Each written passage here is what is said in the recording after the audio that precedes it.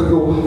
Tapi orang yang suka menunda-nunda doa, aturannya doa pagi, hatinya ngomong gini, nanti siang aja lah.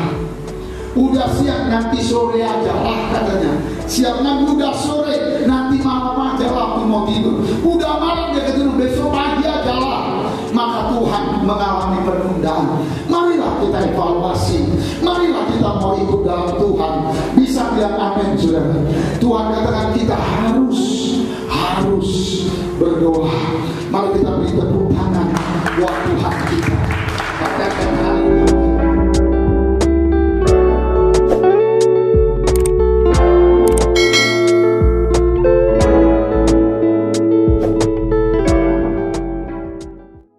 Shalom saudara, saya berdoa kita semua terus ada dalam perlindungan dan penyertaan Tuhan. Ada pertanyaan, bagaimanakah seseorang dapat mempersembahkan persembahan yang hidup, kudus, dan berkenan kepada Allah? Voice of Pentecost kali ini, kita akan membahas paradigma baru dalam melakukan ibadah yang sejati. Pada masa pandemi COVID-19, tentunya kita memiliki kesulitan untuk melakukan pelayanan atau kegiatan rohani. Dalam Roma 12 ayat 1 dan 2, Rasul Paulus menasihatkan kita untuk mempersembahkan tubuh kita sebagai persembahan yang hidup, yang kudus, dan yang berkenan kepada Allah sebagai ibadah yang sejati. Sedangkan saat ini kita tidak bisa beribadah di gereja. Apakah ayat ini masih relevan? Ada beberapa kata yang harus kita perhatikan maknanya. Yang pertama, kata hidup. Hidup yang dipakai berasal dari kata Yunani, zao, yang secara harfiah berarti bernafas atau tidak mati. Bukan hanya itu saja, kata ini juga mengandung makna segar, kuat, dan efisien. Yang kedua, kudus. Kata kudus yang dipakai di sini berasal dari kata Yunani, hagios, yang secara harfiah berarti sakral atau murni, tidak bercacat secara moral. Orang percaya yang dikuduskan artinya dipisahkan dan disiapkan untuk setiap pekerjaan yang mulia. Yang ketiga, berkenan kepada Allah. Kata berkenan yang dipakai di sini berasal dari kata Yunani, evarestos, yang secara harfiah berarti menyenangkan atau dapat diterima. Dari ketiga makna tersebut, kita dapat memahami bahwa mempersembahkan tubuh kepada Tuhan haruslah menggunakan seluruh potensi atau karunia yang terbaik yang kita miliki, disertai dengan pertobatan dari dosa, berjalan sesuai dengan kehendak Allah, bukan sesuai keinginan kita. Dengan melakukan itu semua, kita sedang melakukan ibadah yang sejati. Dalam konteks perjanjian lama, pemahaman persembahan sebelumnya selalu merujuk kepada hewan kurban. Dan hewan yang mau dipersembahkan haruslah tidak bercacat celah. Namun, karena Kristus telah mati bagi kita di atas kayu salib, maka Paulus menekankan bahwa tubuh kitalah yang menjadi persembahan itu sendiri. Artinya, dimanapun kita berada, kita sedang beribadah kepada Tuhan. Ada 3 cakupan di mana kita bisa melakukan ibadah yang sejati. Yang pertama, keluarga. Keluarga adalah persekutuan gereja dalam ukuran yang terkecil. Dalam keluarga ada peran sebagai orang tua, suami, istri, dan anak. Apapun peran yang sudah Tuhan tetapkan bagi kita harus kita jalani dengan sepenuh hati. Kehendak Allah di dalam keluarga kita dapat dilihat dari Efesus 5 ayat 22 sampai 28 dan Efesus 6 ayat 1 sampai 4. Sebagai pasangan suami istri harus menjaga kekudusan dengan setia pada pasangannya. Sebagai orang tua, mendidik anak dengan nilai-nilai firman Tuhan. Sebagai anak, kita bisa menghormati dan berbakti kepada orang tua kita. Yang kedua, lingkungan pekerjaan. Kita dipanggil tidak hanya untuk bekerja, tetapi harus menghasilkan buah. Dan lakukan suatu hal yang lebih dari yang diminta atau do extra miles. Seperti pimpinan yang selalu mendukung bawahannya untuk bekerja lebih produktif. Dan tidak lupa untuk memberikan apresiasi untuk setiap pekerjaan yang telah dikerjakan. Sedangkan kita yang bekerja dapat do extra miles dengan bertanggung jawab dan proaktif untuk melakukan pekerjaan dan memberikan hasil yang terbaik. Nasihat Rasul Paulus bahwa apapun yang kita perbuat dengan segenap hati, seperti untuk Tuhan dan bukan untuk manusia. Pekerjaan dan ibadah adalah satu kesatuan. Melakukan yang terbaik dalam setiap aspek pekerjaan kita adalah wujud nyata dari ibadah kita kepada Tuhan. Yang ketiga, lingkungan sekitar. Manusia adalah makhluk sosial Dan kita lahir di bangsa ini yang memiliki keberagaman. Dalam masa pandemi saat ini, pasti makin banyak orang yang merasakan imbasnya. Disinilah peran kita orang percaya untuk memperhatikan dan membantu kelangsungan hidup mereka. Amsal 19 ayat 17 menulis, siapa menaruh belas kasihan kepada orang yang lemah, memiutangi Tuhan yang akan membalas perbuatannya itu. Inilah saatnya kita menolong orang di sekitar kita yang mengalami kesusahan. Seperti apa yang dikatakan Ibrani 13 ayat yang ke-16. Dan janganlah kamu lupa berbuat baik dan memberi bantuan. Sebab korban-korban yang demikianlah yang berkenan kepada Allah. Sekarang kita memahami bahwa kehadiran kita di dalam keluarga, lingkungan pekerjaan, dan lingkungan sekitar adalah wujud nyata dari paradigma baru dalam mempersembahkan tubuh sebagai persembahan yang hidup, kudus, dan berkenan kepada Allah di zaman ini. Jadi, yes, Roma 12 ayat 1-2 masih sangat relevan di zaman sekarang. Saudara dan saya dipanggil untuk menjadi persembahan yang hidup dimanapun Tuhan tempatkan kita. Ingatlah bahwa kita orang percaya yang akan menjadi perpanjangan tangan Tuhan untuk melakukan pekerjaan-pekerjaan yang ajaib. Sehingga banyak orang mengenal Kristus melalui hidup kita. Saudara, untuk penjelasan lebih lengkapnya dari tim teologi kami, silakan buka link yang ada di atas atau scan QR Code yang tersedia. Salam integritas, Tuhan Yesus memberkati.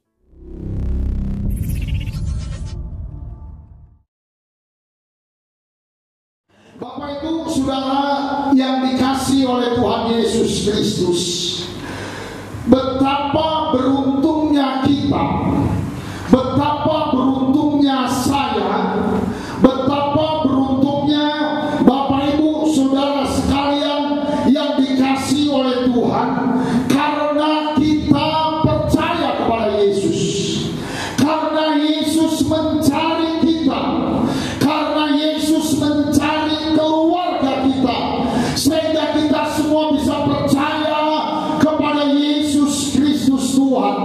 Bahasa nasional berkata, kita jadi orang Kristen yang percaya. Katakan amin. Saudara dikasih Tuhan, setelah terima Yesus, kita bertobat, kita berbalik dari jalan-jalan kita yang jahat, yang mabuk jadi gak mabuk lagi, yang merokok gak merokok lagi, yang main judi tidak main judi lagi, yang selingkuh bertobat tidak selingkuh lagi. Katakan amin saudara. Kemudian kita dibaptis oleh Tuhan Yesus Kristus. Semua dibaptis dalam baptisan air. Itu satu berkat, satu pengalaman keselamatan yang sungguh-sungguh sangat luar biasa. Saudara yang sudah selamat, mari berilah tepuk tangan yang meriah kepada Tuhan. Katakan amin. Bukan hanya itu saja, saudara, kita yang sudah selamat di dalam Tuhan, paling tidak kita dapat 5 berkat besar. Berkat yang pertama, saudara, semua dosa-dosa kita sudah, bukan akan, tapi sudah diampuni oleh Tuhan. Semua salah kita, dosa yang disengaja maupun dosa yang tidak disengaja, sudah diampuni Tuhan di kayu salib. Katakan amin. Yang kedua, saudara, semua kutuk-kutuk, semua sial-sial yang diwariskan nenek moyang, yang dipercayai oleh orang-orang, yang diturunkan kepada kita, sudah dipatahkan di kayu salib. Bukan hanya itu, Alkitab katakan, kalau kita sudah terima Yesus, tidak ada mantra, tidak ada guna-guna, tidak ada kutuk-kutuk yang mempan kepada kita. Asal kita terima Yesus sungguh-sungguh, bertobat dan beri dirimu dibaptis. Yang ketiga berkat besarnya adalah kita pasti masuk surga. Bilang sama sebelah, kita pasti masuk surga. Itu berkat besar. Yesus katakan, di bawah kolong langit ini tidak ada nama lain kecuali nama Yesus. Yang selamat. Yohanes 14 berkata, akulah jalan, akulah kebenaran, dan akulah hidup. Tidak ada satu orang pun yang bisa masuk ke dalam kerajaan surga kalau tidak melalui Yesus. Saudara, betapa bahagianya kita. Peganglah pipimu sebentar. Aduh, biar jerawat-jerawatan masuk surga. Bisa bilang amin, saudara. Biar rumah masih ngontrak, tapi di surga kita masuk. Bisa bilang haleluya. Biar kos-kosan belum bayar, tak apa-apa lah, yang penting kita masuk surga. Itu satu berkat yang luar biasa. Yang keempat, dengan berkat kita jadi anak Tuhan. Yang keempat, saudara yang dikasihi Tuhan, kita jadi anak Allah. Bisa bilang amin? Nggak ada di dunia ini yang betul-betul jadi anaknya Allah kecuali orang percaya Yesus.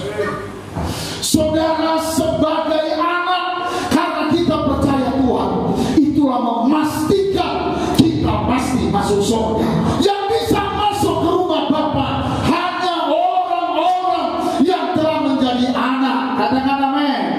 Saudara yang dikasih Tuhan, betapa hebat kita panggil dia Bapa, Amon, Debata, Abba, kita panggil dia Bapa. Yang luar biasa, berkat yang kelima dari kita terima Yesus adalah kita pasti dijamin berhasil.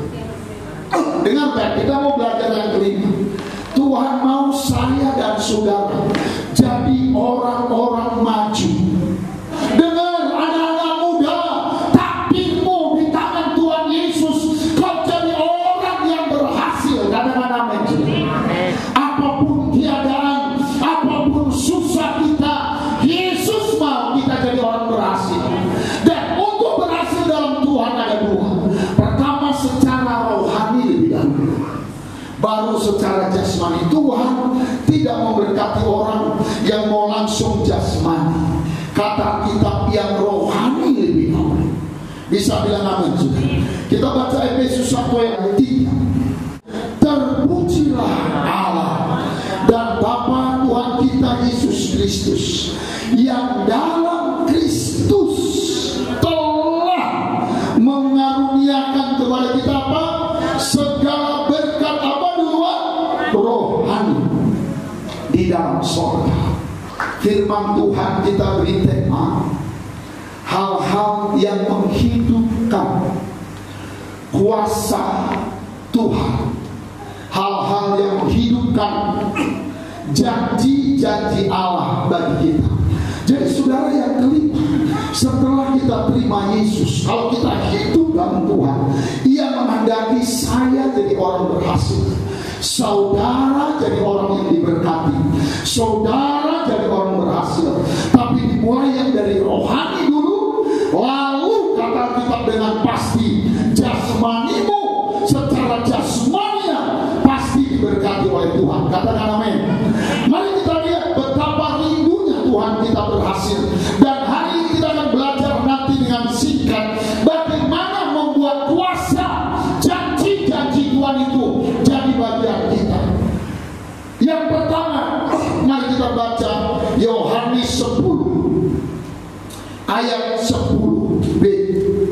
Aku datang supaya mereka mempunyai hidup dan mempunyainya dalam segala kelimpahan. Coba baca lebih kuat dengan iman dua. Ya, aku datang supaya mereka mempunyai hidup dan mempunyainya dalam segala kelimpahan. Bisa bilang amin? Saudara yang dikasih Tuhan, sangat jelas kalau kita sungguh-sungguh percaya Tuhan, Dia mau ngasihmu berubah. Katakan amin. Kita lihat Ulangan 28 ayat 13. Tuhan akan mengangkat engkau menjadi kepala dan bukan menjadi ekor. Engkau akan tetap naik dan bukan turun apabila engkau mendengarkan perintah Tuhan Allahmu yang kau sampaikan pada hari ini. Kau lakukan dengan setia setia. Ini janji Tuhan. Bisa bilang amin? Enggak cuma itu. Kita belajar Tuhan Yesus untuk supaya kuasanya, janjinya ini jadi bagian kita. Dia mengasihi kita dengan anugerah, dengan kasih, dan dengan pekerjaan yang hebat. Bagaimana cara dia? Kita lihat 2 Korintus 8 ayat 9. Karena kamu telah mengenal kasih karunia atau anugerah Tuhan kita Yesus Kristus, jadi katanya kamu harus tahu anugerah Tuhan, harus hidup dalam kasih karunia Tuhan. Katakan amin. Harus percaya pada anugerah yang Tuhan sudah berikan. Apa anugerahnya ini?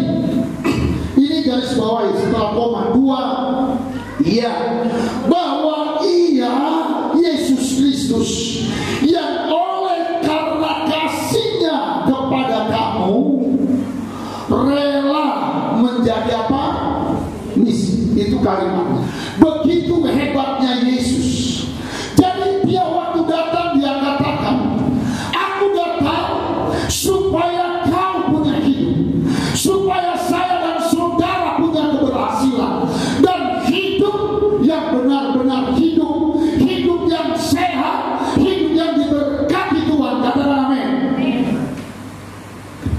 Dan untuk menggenapkan itu, Yesus punya anugerah.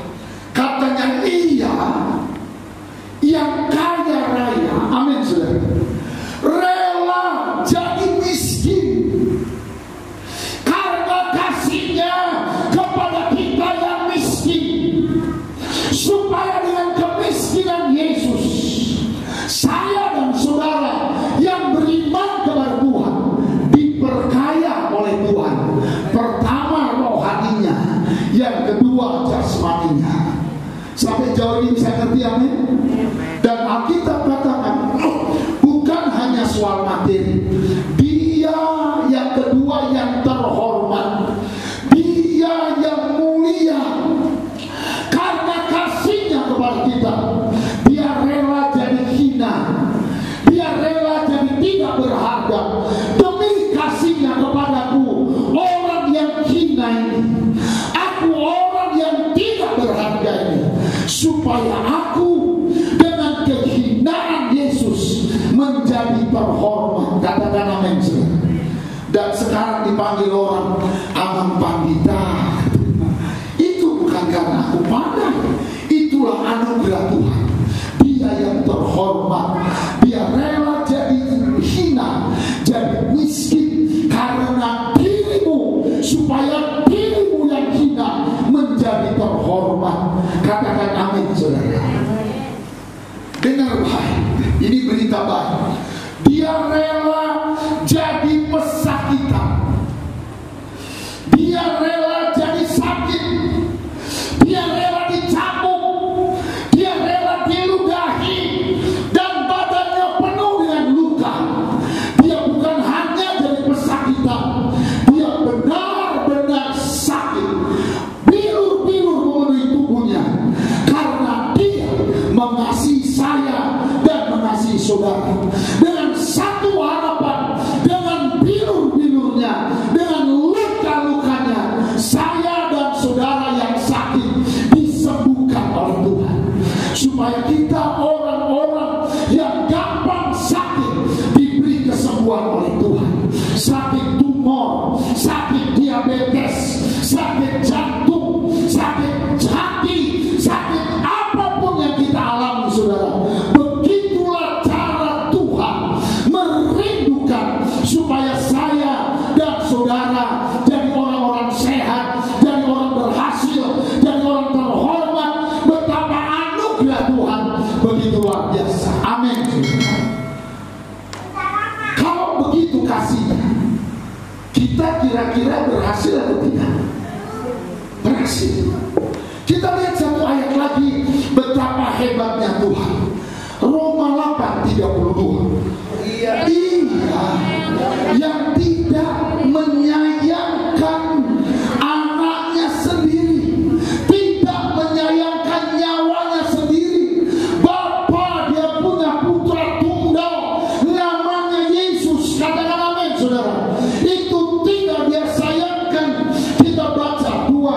seterusnya ya. Tetapi yang rela menyerahkannya bagi si Marlin, bagi kita semuanya, waktu kita masih berdosa, waktu kita miskin supaya kita diberkati, waktu kita hina supaya kita terhormat, waktu kita sakit supaya kita disembuhkan. Katakan amin, saudara. Terus kita baca 2 ya, bagaimanakah mungkin Ia tidak mengaruniakan, tidak memberkatkan segala sesuatu yang kau butuhkan kepada kita bersama-sama dengan Dia. Bisa bilang amin. Dia bilang kau ingat sajalah bagaimana hebatnya Tuhan kita.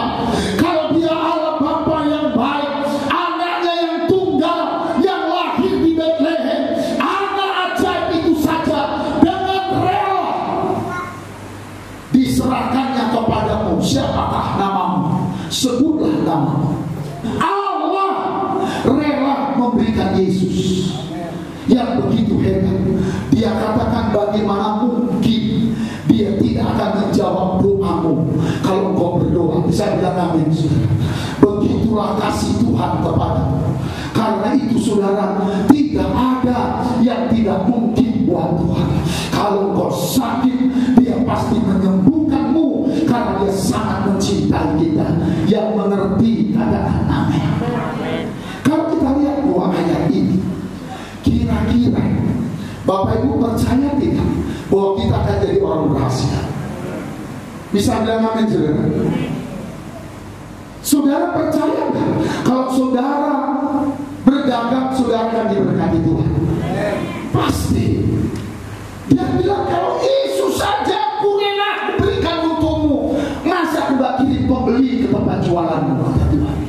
Mana mungkin? Kalau Yesus aku rela mengorbankannya karena engkau sakit supaya engkau disembuhkan, mana mungkin aku gak sembuhkan penyakitmu? Kata Tuhan. Tuhan mau saya dan saudara mengalami kasih Tuhan. Amin. Kalau Tuhan katakan aku mau engkau punya hidup yang berkelimpahan, Dia sungguh-sungguh mau keluarga kita, anak-anak kita, masa depan kita benar-benar mendapatkan berkat yang kelimpahan itu. Katakan amin. Sekarang kita belajar bagaimana untuk kita bisa mengalami kuasa Tuhan, supaya kita bisa mengalami janji-janji Tuhan. Kita baca sekali lagi Roma 8 ayat 32. Ia yang tidak menyayangkan anaknya sendiri, tetapi yang menyerahkannya bagi kita semua, bagaimanakah mungkin Ia tidak mengaruniakan segala sesuatu kepada kita bersama-sama dengan Yesus? Katakan amin, saudara. Itu sebabnya katakan Yesus itu adalah jawaban. Nggak mungkin kalau Ia rela menyerahkan nyawanya, rela lahir di Bethlehem, rela diludahi, rela ditendang, rela ditelanjangi demi saya dan saudara, sudah dikubur, Dia masih bangkit, Dia hidup lagi. Dia katakan gak mungkin kalau kau mau sungguh-sungguh Tuhan tidak berkati. Tuhan katakan aku mau kau jadi hidup dan hidup yang berkelimpahan. Aku mau kau jadi kepala dan bukan menjadi ekor. Aku mau keluargamu naik dan tidak turun. Itulah janji dan kabar baik dari firman Tuhan. Katakan amin. Hari ini kita belajar dengan cepat. Ada 5, tapi kalau bisa 3, 4 syukur. Bagaimana membuat supaya janji Tuhan ini jadi benar-benar milik kita.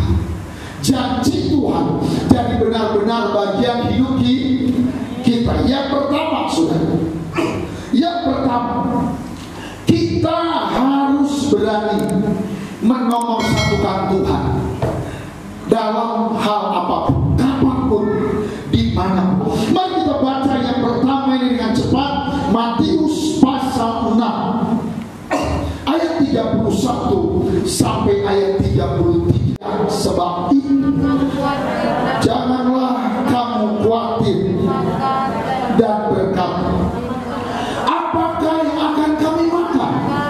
Apakah yang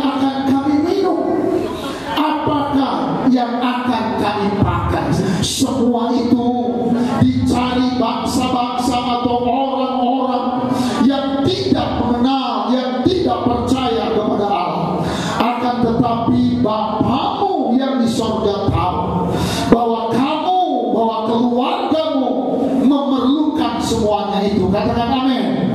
Tetapi carilah dahulu kerajaan Allah dan kebenarannya, maka semuanya itu akan ditambahkan kepada pekerjaanmu, kepada anak cucumu, kepada usahamu. Engkau akan disembuhkan dari segala penyakitmu. Kata kitab saudara, kuasa Allah akan nyata kalau kita berani menomorsatukan Tuhan. Saudara, jangan pernah engkau khawatir kepada Tuhan. Katakan amin. Ayat 34, apa nasihatnya? Sebab itu janganlah kamu khawatir akan hari besok. Kalau kita ngerti menomorsatukan Tuhan, mengutamakan ibadah, saudara, Tuhan bilang, kamu jangan takut akan hari besok, jangan takut akan cita-citamu. Bisa bilang amin, saudara. Tapi seringkali kita balik keadaan, kita bilang, Tuhan tunggu siap ini baru aku cari Tuhan. Itulah yang membuat kita lama mengalami pemulihan dari Tuhan. Yang pertama, sekali lagi saudara, kuasa Tuhan janjinya akan nyata. Kita harus berani menomorsatukan Tuhan. Yang kedua, Lukas 18 ayat 1 dan 7. Tuhan Yesus mengatakan satu perumpamaan kepada mereka untuk menegaskan bahwa mereka harus selalu berdoa dengan tidak cemu-cemu. Dengar baik. Nomor satu, berani menomorsatukan Tuhan. Nomorsatukan firman. Yang kedua, berani menomorsatukan doa. Doa bertahun-tahun, doa tekun. Jangan kau asal berdoa. Kasih waktumu berlutut setengah jam, 1 jam. Anda yang bisa main gitar, nggak bisa main gitar, ambil ember, pakai ember. Yang nggak bisa pakai ember, ambil tamborin. Kau berdoa sambil kecrek-kecrek. Saudara, ini Yesus yang ngomong. Yesus mengingatkan mereka. Yesus mengatakan perumpamaan untuk menegaskan bahwa mereka harus, bukan kalau sempat, dalam bahasa Toba ikon,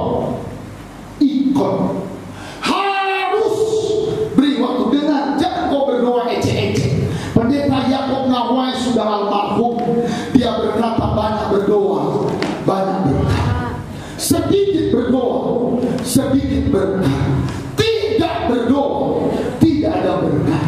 Paku dengan hati, dengan iman. Berilah waktumu berdoa. Anda sibuk kerja, ya itu bagus. Anda sibuk kuliah, ya itu bagus. Tetapi sesibuk-sibuknya, Yesus berkata, kamu harus berdoa kepada Tuhan. Kenapa ayat 7? Tidakkah Allah akan membenarkan, Allah akan memberkati orang-orang pilihannya yang siang malam, apa katanya, berdoa kepadanya? Dan adakah ia mengulur-ulur waktu sebelum menolong mereka? Bisa bilang amin.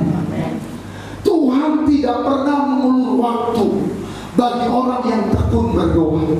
Tapi orang yang suka menunda-nunda doa, aturannya doa pagi, hatinya ngomong gini, nanti siang aja lah.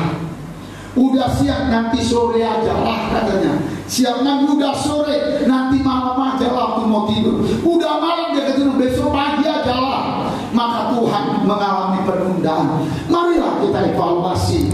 Marilah kita mau ikut dalam Tuhan. Bisa bilang amin, saudara. Tuhan katakan kita harus berdoa. Mari kita beri tepuk tangan buat Tuhan kita. Katakan haleluya. Yang ketiga, saudara, 1 Korintus 15 ayat 10.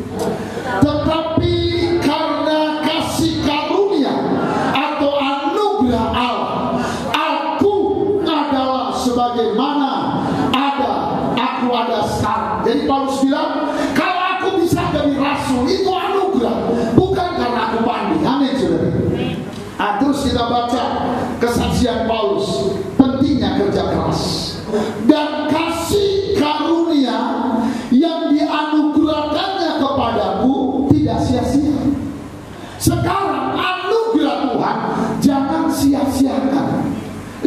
Tuhan bilang, jangankan berkat, anakku pun kata Bapaknya surga, kuserahkan mati untuk.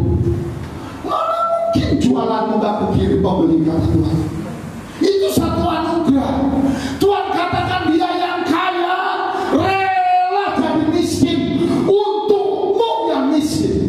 Tujuannya supaya engkau yang miskin yang bertobat terima Yesus menjadi kaya. Bisa bilang amin? Paulus katakan jangan sia-siakan mujizat itu. Bisa bilang amin? Jangan sia-siakan anugerah itu. Alamilah di dalam keluargamu. Katakan amin.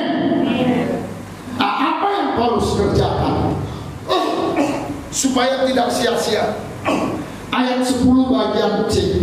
Sebaliknya, aku telah bekerja, telah belajar lebih keras daripada seluruh jemaat, daripada mereka semua.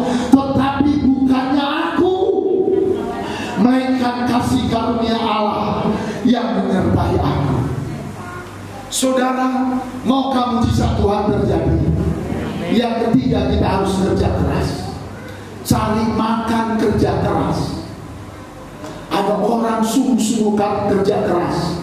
Dia betul masuk kerja jam 8, pulang jam 5. Udah itu dia lembur lagi. Amin saudara. Sampai jam 7 itu bagus. Ada yang sampai banting harga, banting tulang. Dia kerja keras. Dan kata Paulus, aku kerja keras lebih dari mereka semua. Lebih dari si Petrus, lebih dari si Thomas. Kenapa? Tapi bukan aku. Itu anugerah Tuhan. Maukah kau mujizat Tuhan jadi? Kerja keras. Ini enggak nyapu, baru nyapu 6 kali diletakkan sapunya. Bunuh-bunuh dia main HP. Nggak bisa. Belajarlah. Bisa bilang amin? Hargakanlah. Yesus sudah mati untuk kita. Dia sudah meludahi. Bisa bilang amin? Ini gak asik nonton TV.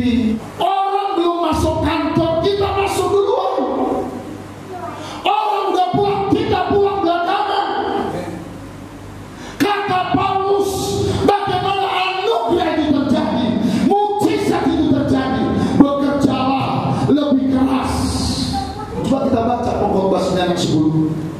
Segala sesuatu yang dijumpai tanganmu untuk dikerjakan, kerjakanlah itu sekuat tenaga. Bisa bilang amin?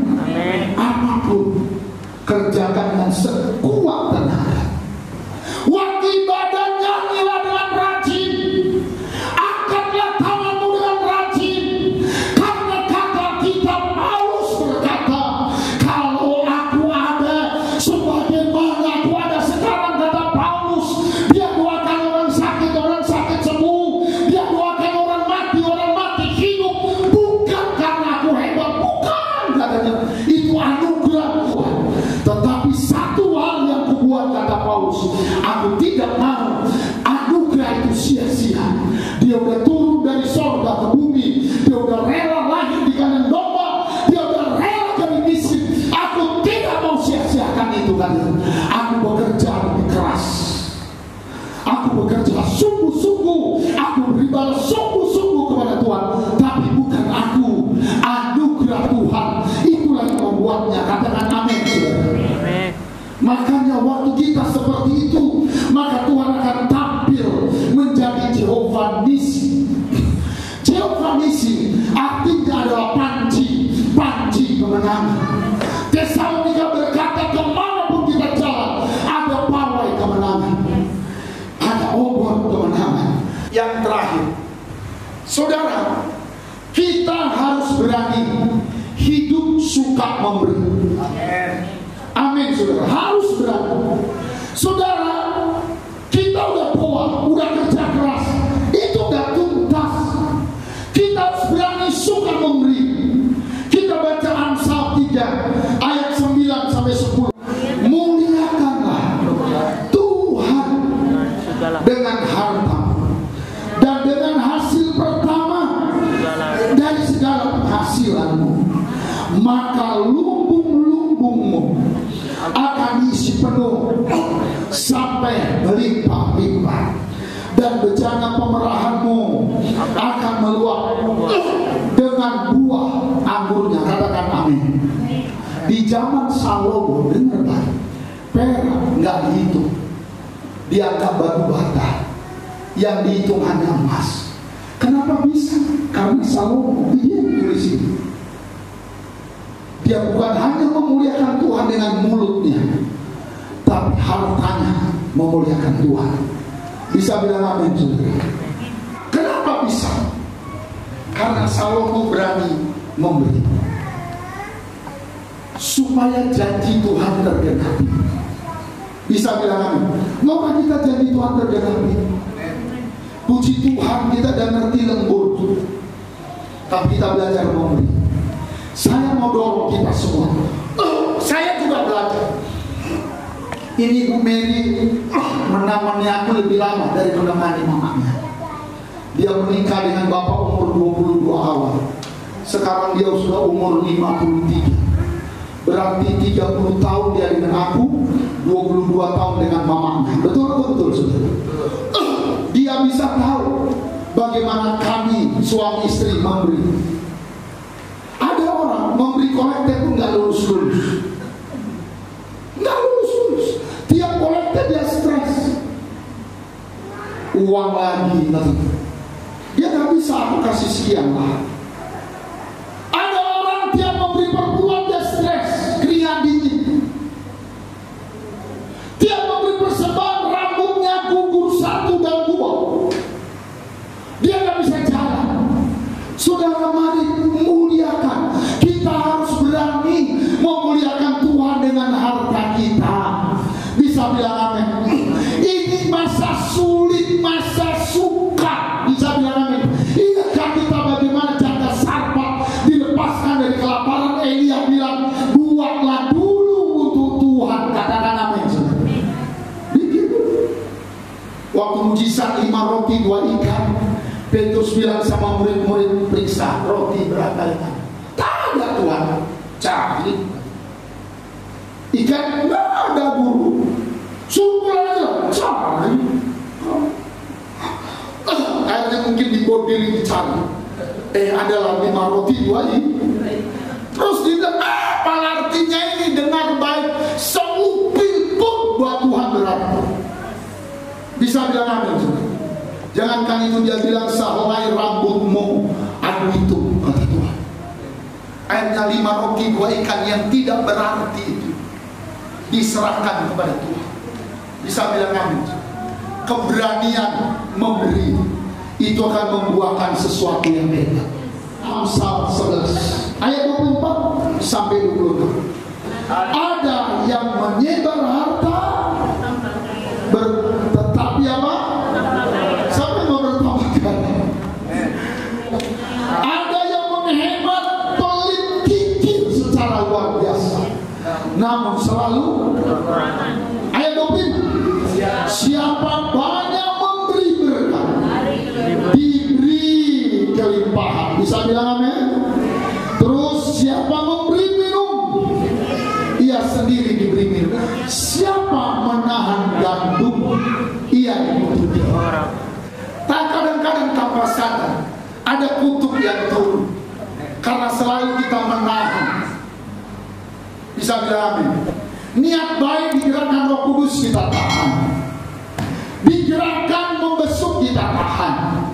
Akan nggak ada yang tahu, pendeta pun nggak tahu, gembala pun nggak akan tahu. Iya, tapi mata Tuhan ada di mana-mana. Bisa bilang amin. Mari belajar membuka tangan. Jangan semua kau tahan, supaya kutuk, kerugian semua dilepaskan. Bagian B dan kita akhiri. Tetapi berkat turun di atas kepala orang yang menjual, yang memberikan. Bisa bilang amin. Jangan bilang gak ada nanti sama aku. Jangan, kasihlah. Nanti gak ada lagi ulakan biar ada Tuhan. Lihat Yesus ras kita. Amin. Ada ngode bata nama masuk Ya Bapa yang baik, kita berdiri sama. Bapa, di dalam nama Yesus, terima kasih buat firman-Mu, buat kasih setia, buat anugerah-Mu yang luar biasa ya Tuhan. Hari ini kami Kau berkati Tuhan. Kami percaya Kau telah tebus kami. Engkau telah berikan sorga bagi kami. Engkau sudah ampuni segala salah dan dosa kami. Bapa Tuhan, Engkau telah menentukan untuk kami maju, untuk nasib kami berubah Tuhan. Engkau telah menentukan kami orang yang diberkati secara rohani dan diberkati secara jasmani. Engkau telah menentukan kami jadi orang yang disembuhkan oleh-Mu. Bapa, di dalam nama Yesus, terima kasih Tuhan. Mari angkat tangan-Mu. Kami mau belajar menomorsatukan Tuhan, menomorsatukan firman-Mu. Kami mau belajar menomorsatukan doa, menyembah, memuji nama. Kami mau belajar kerja keras, bekerja dan berusaha ya Tuhan. Kami mau belajar menyembah-Mu dengan harta kami, biar Tuhan menolong, mendewasakan kami. Terima kasih Tuhan. Semua yang sakit Engkau sembuhkan dengan luar biasa.